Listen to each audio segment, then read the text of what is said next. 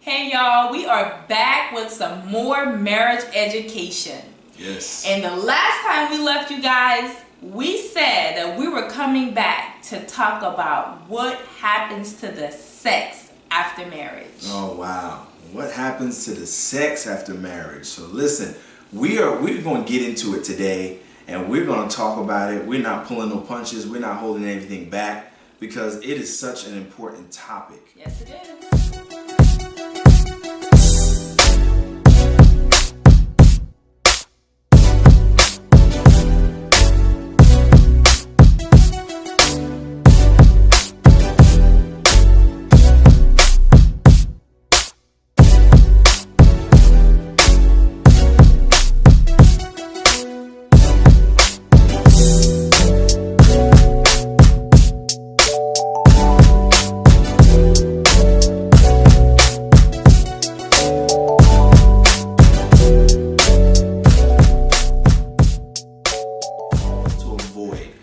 Pitfalls to avoid in your marriage to prevent problems in the area of sex, because like you said, non-existent sex lives and unfulfilled sex lives is so prevalent and people don't talk about it. They don't open up with it. Even between one another they don't open up, let alone letting somebody else know that, hey, I'm about to lose my mind, or I'm not really happy, or all this other things. So first thing, don't allow your sex life to become robotic or become a chore. Right.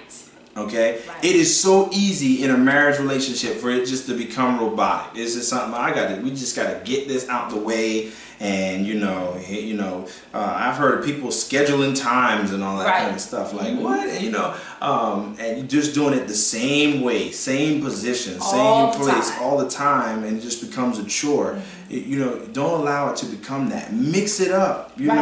Realize, and you know what motivates you to mix it up and make it good, because you realize that it's part of our connection. Right. And when you forget that it's part of our connection, I want to be connected to you, and I want it to be strong. I want it to be passionate, and so we got to mix it up. You can't just do the same thing every single time. You got to mix it up. All right. So y'all get the point on that. Don't let it become robotic and become a chore. Be a little bit daring. Be a little bit adventurous. All right. All right. So next thing is not realizing that neglecting other aspects of your marriage will spill over into your sex life. That's true.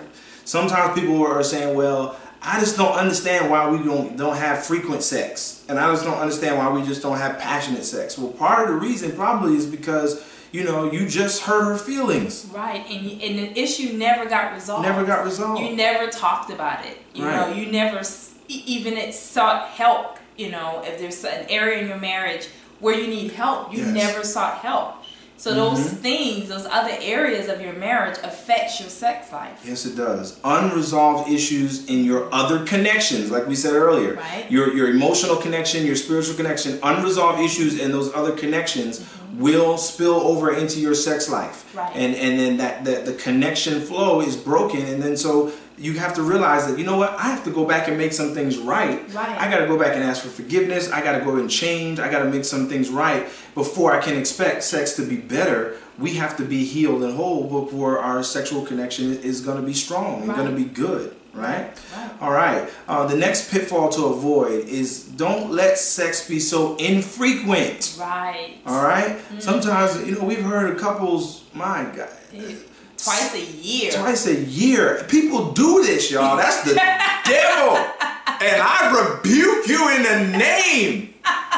2 times a year. Oh my God. Go back to the pit.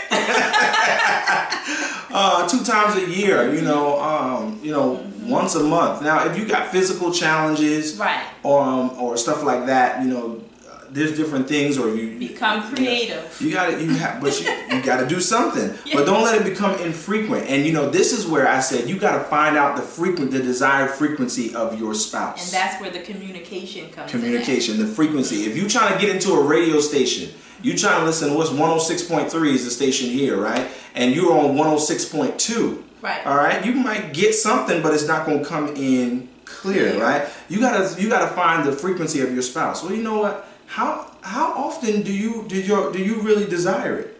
Because some couples, you might be in a marriage where somebody's like an everyday, like I enjoy it every day or as much as possible, you know, or you might be with somebody who says, about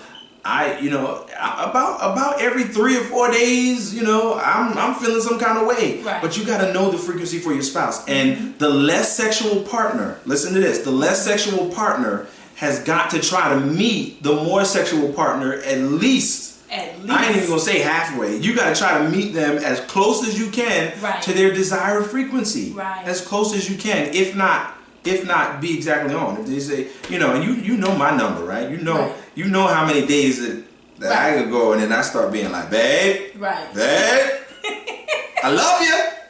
Come on now. So you know my number. I know your number. Right. Your number is a little larger than mine. A little larger. But so silly, man. Sorry. But you gotta know the frequency of your partner. We having fun. I'm gonna say this, and we're really almost done. Not giving sex to a more sexual partner. A lot of times it's the man. It feels like rejection. Oh yes. And you have to understand that it's not. What is he upset about? Why is he storming out the room because he didn't get none? Right. It feels like rejection, and the man feels cheated. Right. Because listen to when we do the marriage vows, it says forsaking all others, meaning that I shut out every other female in the world to make a covenant with you, and I'm dependent on you to meet my sexual need. Right. And then I signed up for the program, and I come to claim my prize, and there's an out of business sign on the door. Wait a minute now. Right. I done invested in the program, and now I can't claim my reward. Man, I didn't got. The doors are locked. Yeah, chain lock on the door. A man will feel cheated. Don't let your man feel cheated.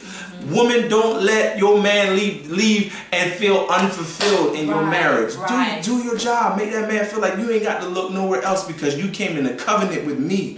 Okay? And I'm going to fulfill that need. Wow, that's good. Don't always have a headache. Always have a headache. Don't always try to fall asleep real fast before he can. Honey, can you go take out the trash? Sure, honey. And you.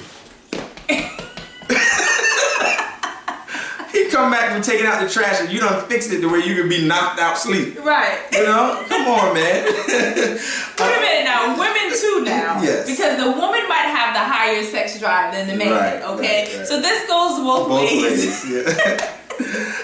Never hold out on your spouse as a form of punishment or control. Ooh. I wanted him to mow the lawn. That lawn ain't get mowed yet, so he better not. He think he gonna come in here and ask me for something. Till that lawn get mowed, ain't nothing going on in there. You can't use sex as a weapon, as a form of control. And sometimes, relationships, they do that. They until I get what I want, that's not that servant mindset. That's not the servant mindset. I'm not going to be willing to do this until what have you done for me lately, right? Selfish mindset. All right. And then the last point, never allow lust or sexual perversion from outside of your marriage to get into your marriage.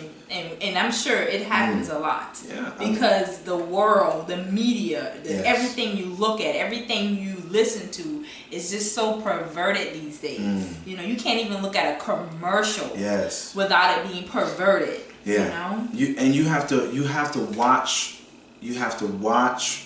even your interactions on social media. Right. How you interact with the opposite sex. Watch what you're looking at, because nobody wants to feel like you are betrayed them by going outside your marriage. You gotta affair-proof your marriage. You know what I'm saying? Right. And that's so good. Watch your interactions with the opposite sex at work. Watch your interactions on social media. Don't bring anything from the outside. That marriage bed is undefiled. Okay? Yeah. You can never compromise that. Pornography. Listen, there is no place for that. It is sinful. It is against God. And just because your spouse is not meeting that need, you can't go to pornography and all of these other things that are out there to try to meet some kind of need. You have to get it right with your spouse, because when you invite that get help. When you invite that in, you have now not only sinned, but you're opening the door for your heart to look elsewhere. Right. And so those are some pitfalls to avoid in your sexual relationship. But this was so good. It was so good. You know, what happens to the sex after marriage. So I hope y'all take the keys. Take the keys. I hope that you heard what your spouse wishes that you knew. Right. And I hope you avoid these pitfalls, and so you can begin to revitalize the sexual side of your marriage today. So, well, that's it. On that note, we you know, we have a lot to do. We have a lot to do, everyone. So y'all have a good night. Good night. You know, we love y'all. Thank y'all for listening to us. Right. Again, we're gonna be coming into your homes more and just encouraging marriages. Right. This one was a little bit lengthy, but it's good material. It's good material. And there's even more that we have that we can really go into. But right. we thank you for tuning in because we understand that together we can.